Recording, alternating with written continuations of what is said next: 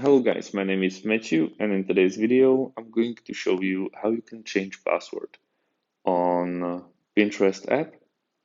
So I'm using iPhone now, but it's perfectly doable on any other Android device.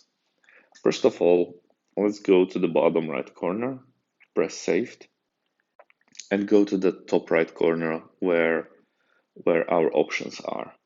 We go for the second one, which is account settings, and as you can see there's a password. We press on the password. You can fill it up with passwords if you have, but let's not do that. And yeah, really we want to use the password for this one and add a new one.